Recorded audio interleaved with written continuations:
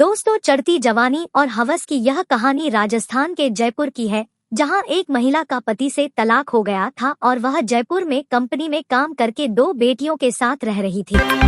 उसी बीच कंपनी के सुपरवाइजर से उसकी नजदीकियां बढ़ गई। वह 3 साल तक उससे संबंध बनाता रहा। संबंध बनते बनते जब महिला पेट से हो गई, उसके बाद जो हुआ आप खुद ही जान ले। दोस्तों, यहाँ हेमा नाम की महिला का 2019 में तलाक हो गया था। उसके बाद वह अपने 2 बेटियों के साथ जयपुर आ गई। इस समय उसकी उम्र 36 वर्ष थी। वह पढ़ी लिखी थी, अपने माँ बाप पर बोझ नहीं बनना चाहती थी, इसलिए उसने निर्णय लिया कि वह जॉब करके अपने बच्चों को पालेगी। जयपुर आकर वह एक कंपनी में लग गई और किराए के कमरे में रहने लगी। उसी बीच कंपनी के सुपरवाइजर सौरभ से उसकी अच्छी दोस्ती हो गई।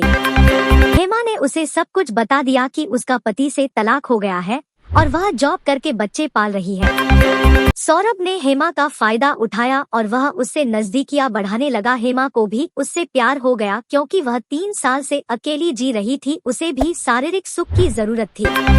सौरभ छुट्टी वाले दिन उसे और उसके बच्चों को घुमाने बाहर ले जाने लगा। अब दोनों में प्यार परवान चढ़ने लगा।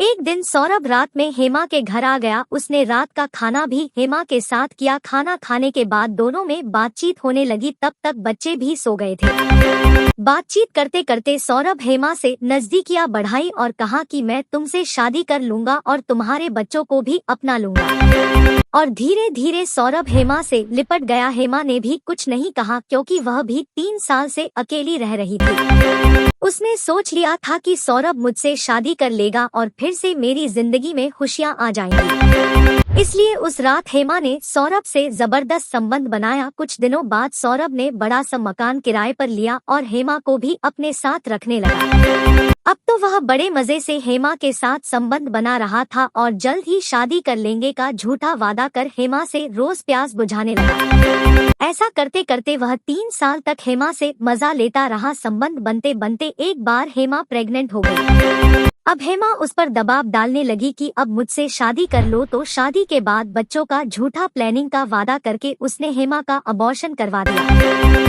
उसके बाद वह हेमा से दूरियां बनाने लगा। हेमा उस पर शादी का दबाव बनाने लगी, लेकिन उसने शादी नहीं की। फिर हेमा से छुटकारा पाने के लिए वह उसे छोड़कर चला गया। उसके बाद हेमा थाने गई और उसके साथ हुई आपबीती की रिपोर्ट दर्ज करवाई। उसके बाद पुलिस ने आरोपी के खिलाफ रिपोर्ट दर्ज की और उसके बाद आरोपी को पकड़ा गया। तो देखा आपने दोस्तों, यह युवक महिला से शादी का झूठा वादा करके 3 साल तक अपनी प्यास पूरी करता रहा। आप हमेशा सतर्क रहें, सुरक्षित रहें। धन्यवाद।